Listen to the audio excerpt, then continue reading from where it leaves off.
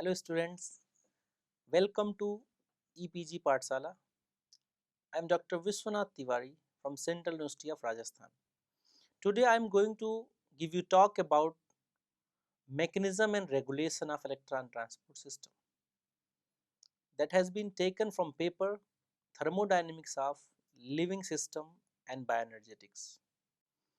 This module is designed to understand mechanism of electron transport system as well as ATP synthesis in mitochondria. We will also discuss how this ATP synthesis in the mitochondria is regulated. So, we will discuss the details of reduction potential, electrochemical gradient, proton motive force and role of different inhibitors and uncouplers in the ATP synthesis. So, in view of this module, this module is divided into following sections. The first one is reduction potential and Gibbs free energy changes for the electron transport. This is important because when we are studying the mechanism of electron transport, we should know how the reduction potential and Gibbs free energy change plays for the electron transport in the electron transport system. The second one is electron transfer in the electron transport chain. So, how the different carriers are participating in the electron transport system. The third one is electrochemical gradient, how electrochemical gradient is created in the periplasmic space, how it is responsible for ATP synthesis. Then we will discuss about chemiosmotic theory, which is given to explain the mechanism of ATP synthesis by ATP synthase.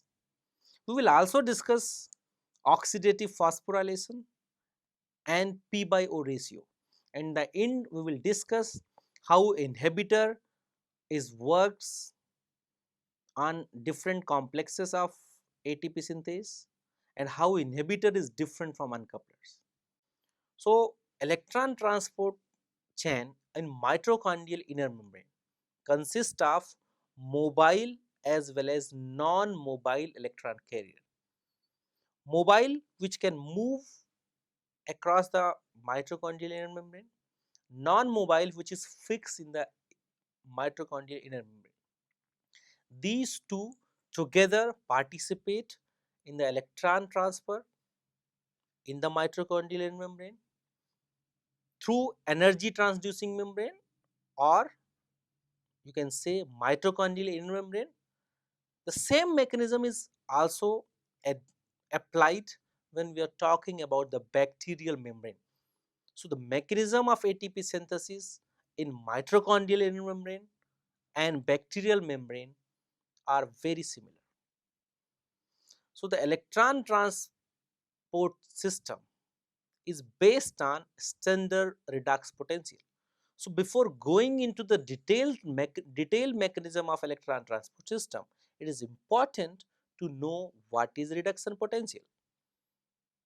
The reduction potential is the capacity of a molecule to hold the electron with itself. That means if a molecule is having low reduction potential, it shows that they have low tendency to hold the electron. That means they have more tendency to donate the electron. Similarly, if a molecule have high redox potential, it shows it have high tendency to hold the electron with itself. That means they have less tendency to donate the electron. That means electron always moves from lower redox potential to high redox potential. In the normal life, you can compare it with the movement of money that is always taking from benevolent to miser. Here electron transfer always taking place from lower redox potential molecule to high redox potential molecule. So, we know that we have an equation that is known as Nernst equation, and Nernst equation is relating Gibbs free energy change with the standard redox potential change, and the equation you know that it is the delta G is equal to minus N F delta E, where delta G represents Gibbs free energy change, N represents number of electron transfer, F is a Faraday constant, and E is standard reduction potential. If you see this equation, you can correlate that there is an inverse relation between Gibbs free energy and standard reduction potential. And you know that electron transfer takes place from lower reduction potential to higher reduction potential. That means when we are talking about electron transfer based on the Gibbs free energy, then it is inversely related. So electron transfer takes place from higher delta G to lower delta G, or a molecule is having higher Gibbs free energy to the molecule which is having lower Gibbs free energy. As you know that reduction potential and Gibbs free energy are associated with each other, so we can calculate the difference in the reduction potential between a pair of electron donor and acceptor by this equation, where overall difference is equals to reduction potential of electron acceptor minus reduction potential of electron donor. The important point in this equation, you have to remember that acceptor comes before donor. So A comes before D, so acceptor comes before donor. So in this way you can remember this equation. So we are assuming that we have two half reaction. In one reaction, NAD is reduced into NADH with the reduction potential of minus 0.32 volts. FAD is reduced into FADH2 with reduction potential of minus 0.22 volt.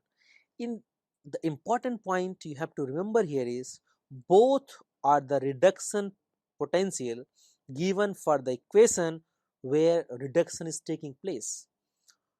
But in the question they are asking that we have an equation where NADH get oxidized and FAD get reduced.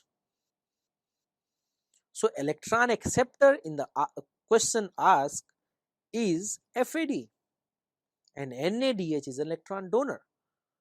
So overall standard reduction potential can be calculated using the above formula, but you have to make sure that you are writing reduction potential of electron acceptor, but you have to write the oxidation potential of NADH, which can easily achieved by reverting the sign of reduction potential. That means delta E is equal to standard reduction potential of acceptor minus standard reduction potential of donor, or another word you can say that if you are converting reduction potential into oxidation potential, then you are not going to see the differences, you are going to add both.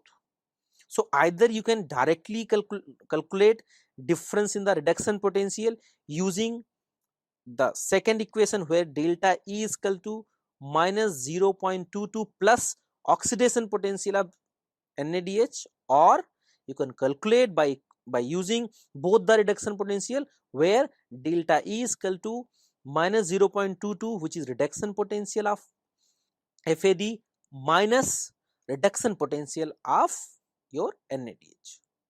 So in this way we can calculate delta E difference, and that delta E difference can be converted into delta G difference by using Nernst equation, by putting number of electron which is transferred here, N which is 2, and Faraday constant which is having value of 96.485 kilojoule.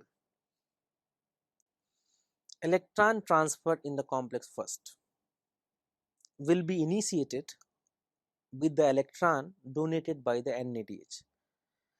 As you know that electron transfer always takes place from lower redox potential to high redox potential, that means it is clear that NADH must have lowest redox potential in all the electron carrier which is present.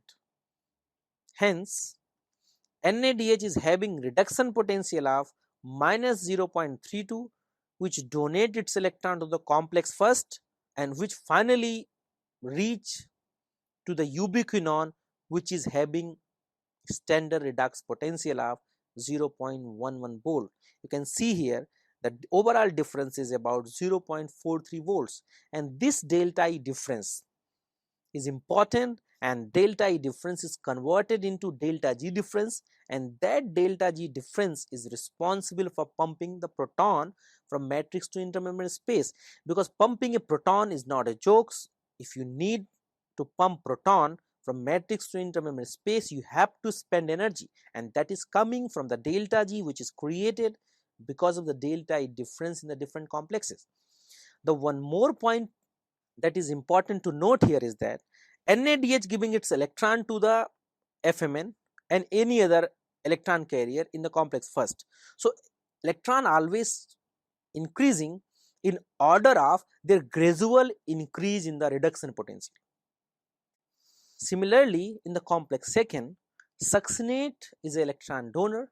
Sometime in most of the textbook or in research paper, FAD are also mentioned as electron donor of the complex second.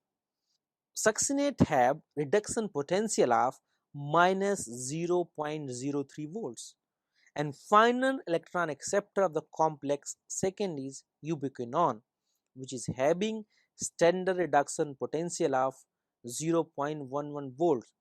So, you can see that in this complex also electron is transferring from lower reduction potential to the higher reduction potential in the gradual way. During this electron transfer, one reduced ubiquinone is produced, but this complex is unable to pump any proton. There are two reasons of it. First is, it is not a transmembrane complex. So, if you want this complex to pump a proton, it must require more delta G, because the proton have to cross to the outer leaflet of membrane. But we have only 0.14 delta I difference, which is not enough to create such a delta G which is required to pump any proton in these circumstances. But the result of this electron transfer leads to the production of one reduced ubiquinone without pumping any proton. That reduced ubiquinone give its electron to the complex third. The interesting point here is, if you see in the complex first, we are producing reduced ubiquinone. In the complex second, we are also producing reduced ubiquinone, but no electron carrier in the complex first having reduction potential higher than reduced ubiquinone, and no electron carrier in the complex second is having reduction potential higher than ubiquinone. Therefore, electron from complex first doesn't pass to the complex third, and electron from complex first doesn't pass to the complex second. So, both produces ubiquinone independently, and that ubiquinone goes to the quinol pool, and from quinol pool it will goes to the complex third. Ubiquinone produced from complex first and complex second goes to the quinol pool, and from quinol pool the ubiquinone will be used by the complex third, where the Q cycle takes place. This has been already discussed in the previous modules, and the Q cycle result into the production of 2 reduced cytochrome C. During this electron transfer, 2 protons are pumped from the complex third, and this proton pump is again a result of electron transfer and production of delta E, which is responsible for the production of delta G. And the 2 cytochrome C that is produced in the complex third, giving its electron to the complex 4, where The final electron acceptor is oxygen, and that is converted into H2O after accepting the 2 electron from cytochrome C. At the same time, the delta E difference that is created in the complex 4 is responsible for pumping 4 proton from matrix to intermembrane space.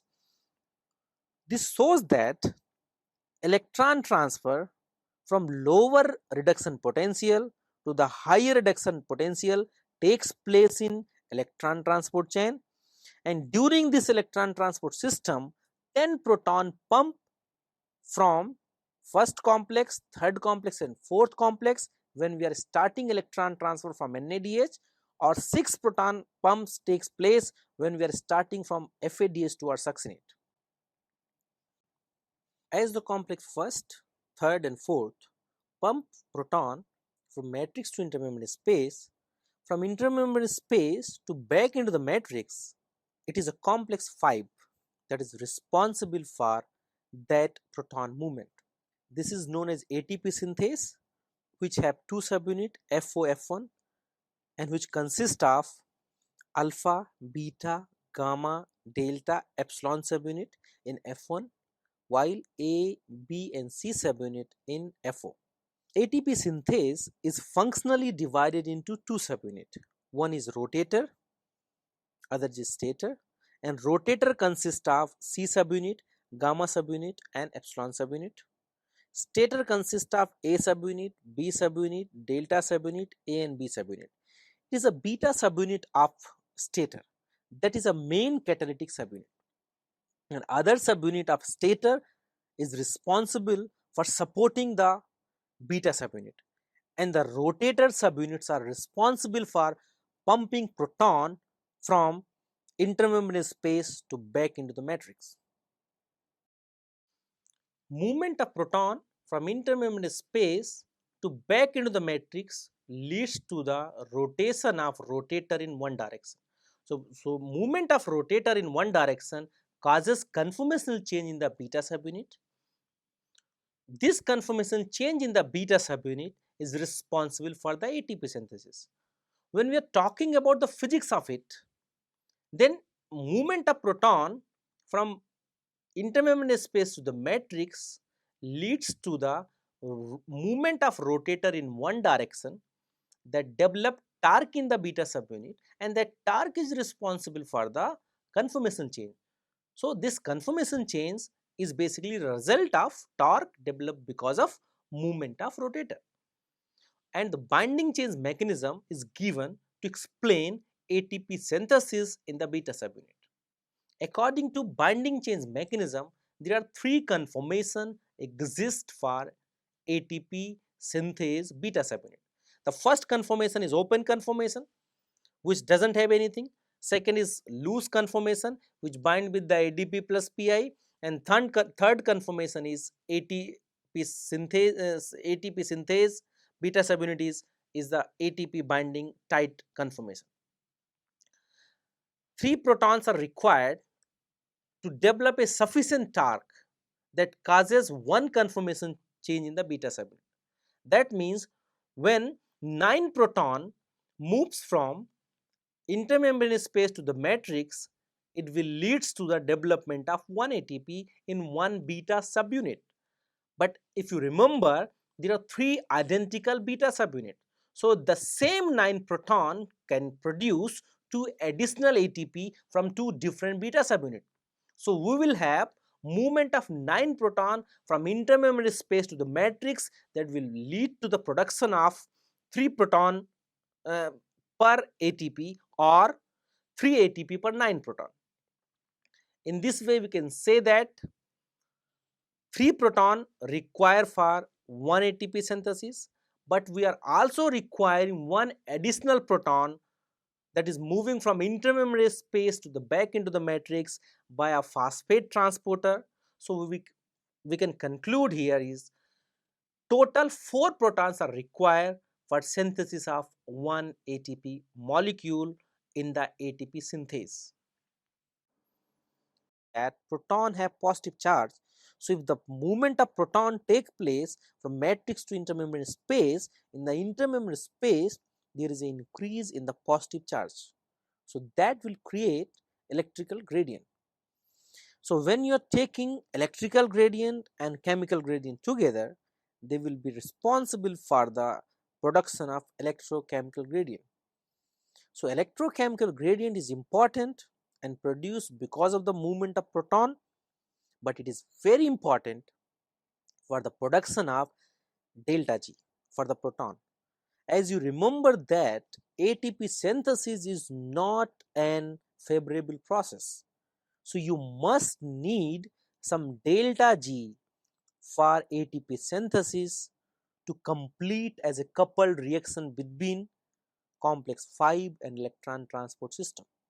So the delta G that is created because of electrochemical gradient can be calculated by the equation where delta G is equals to 2.303 RT delta pH plus F delta psi, where delta pH is a chemical between matrix and intermembrane space, or sometime it is calculated when one proton moves from matrix to intermembrane space, and what is the pH difference when one proton present additional to previous proton in the intermembrane space. Delta psi can be calculated in the similar way, but when you are taking together 2.303 RT delta pH is representing the chemical gradient, F delta psi representing the electrical gradient. So when delta pH is known and delta psi is known, then we can calculate what is delta G for the proton in intermembrane space, because R is a gas constant and T is a temperature which is always fixed in a standard condition. At the same time, F is a Faraday constant which is also constant. The delta G which is calculated for the proton in mitochondrial inner membrane was found to be minus 14.2 kilojoule per mole. The important point which you have to remember is, for the production of 1 ATP we need minus 30.5 kilojoule per mole energy, and you know that we don't have any coupling site here until the delta G of the proton is utilized by ATP synthase to produce ATPs. Therefore, ATP synthesis requires at least 3 protons. If you multiply 14.2 by 3, it is going to be 40.2.6, but you know that coupling is not 100% efficient, so you must have this difference. In this way, if you are calculating what is a delta G that is required for ATP synthesis and what is a delta G that is available with the proton, then you can say that 3 proton is required for synthesis of 1 ATP.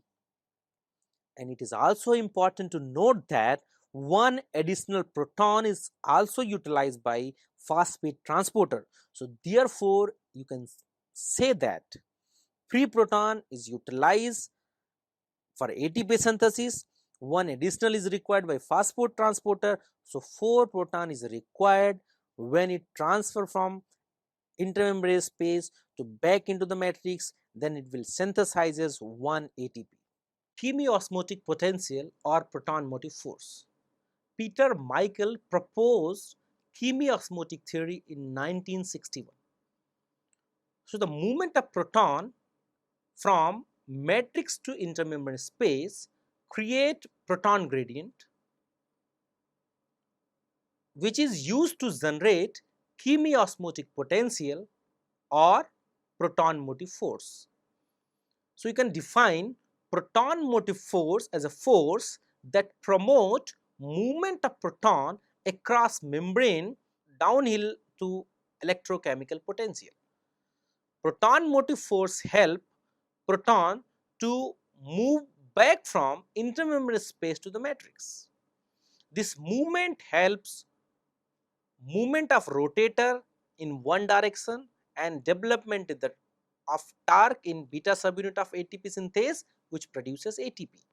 And chemiosmotic theory explains the movement of molecules or proton between two osmotically distinct spaces separated by the membrane.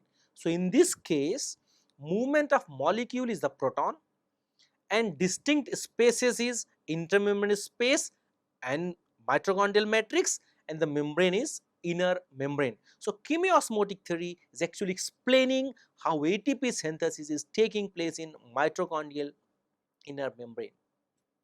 Means oxidation of NADH and FADH2, and it seems that when you are saying oxidation of NADH and FADH2 will leads to the phosphorylation of ADP, it seems more better. Oxidative phosphorylation of ADP is dependent on electron carriers.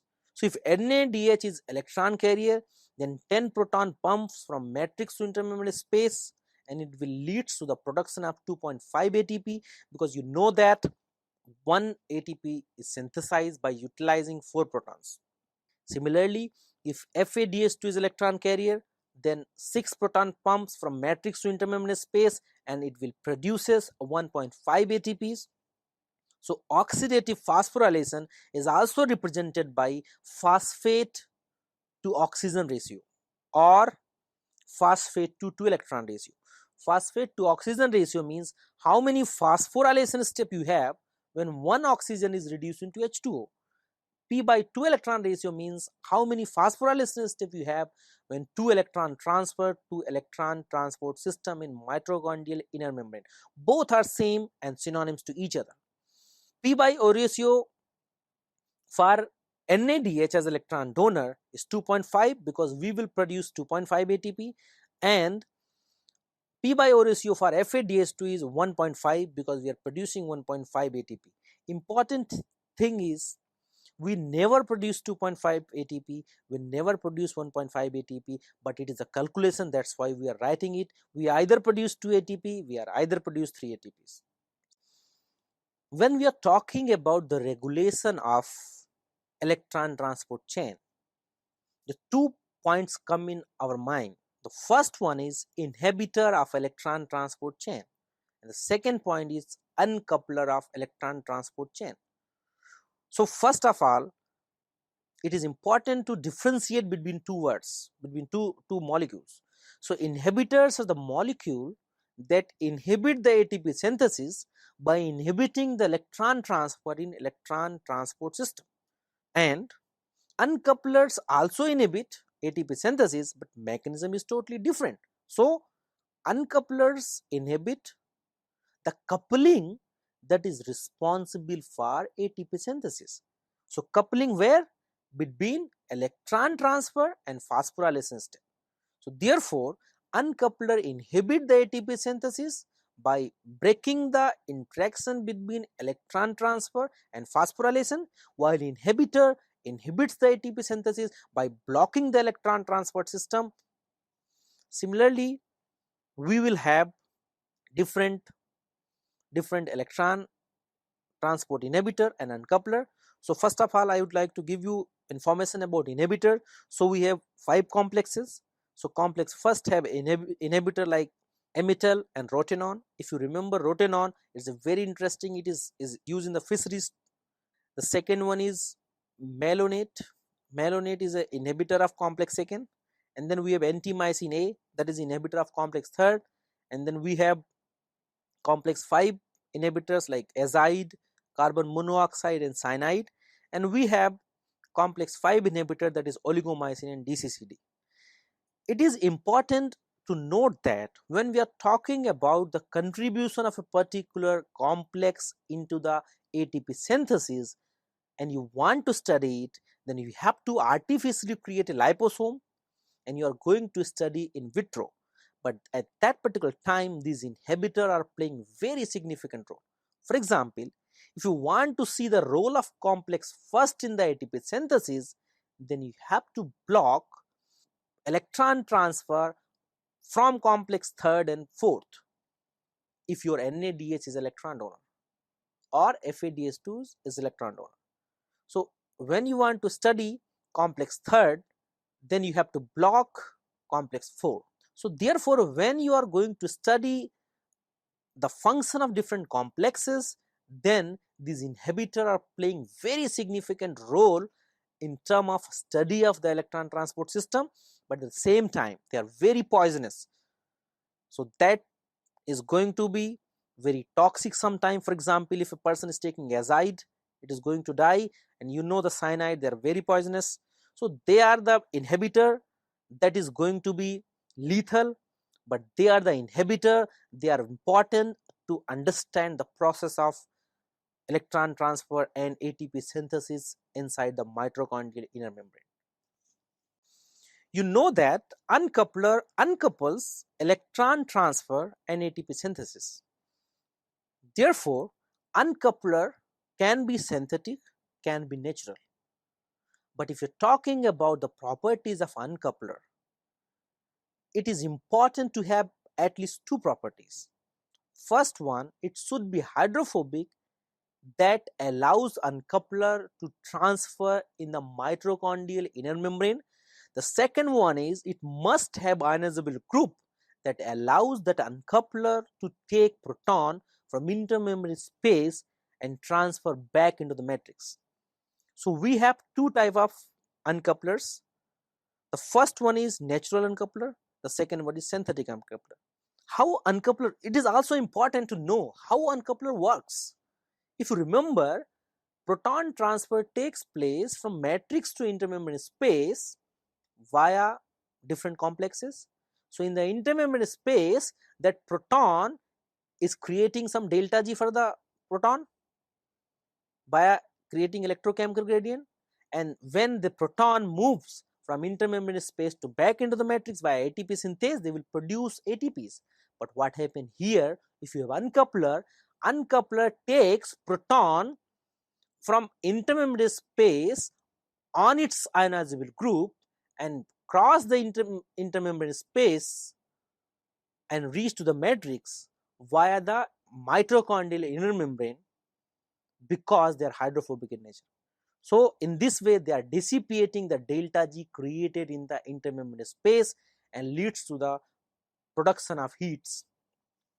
So we have synthetic uncoupler, that is 2,4-dinitrophenol, which have hydroxyl group that is going to carry the proton from intermembrane space to back into the matrix. Natural uncoupler are also there. One such uncoupler is thermogenin, another is ionophores. So thermogenin is found in the inner mitochondrial membrane of brown adipose tissues, and they act as a proton transporters. So they transfer proton from intermembrane space to the matrix. The function of the ATP synthase is the same. So they are bypassing the function of ATP synthase, and finally they will allow that proton to be based, because they will not utilize in the synthesis of ATP. Therefore, the delta G associated with that proton is released in the form of heat. And the ionophores are the antibiotics that kills the bacteria, but usually it is produced by one bacteria to kill other bacteria by creating the channels into the other bacteria. And two such ionophores are valinomycin and nigresin. And if you see the mechanism, they are very interesting. So valinomycin is a uniport of potassium, hence it will disrupt only the electrical gradient without having any effect on the chemical gradient. Because if you add valinomycin in the outer mitochondrial membrane, it will allow potassium to move from intermembrane space to outside the mitochondria. So what happens if a proton moves from matrix to intermembrane space? In the intermembrane space, it creates positive charge, it creates pH difference.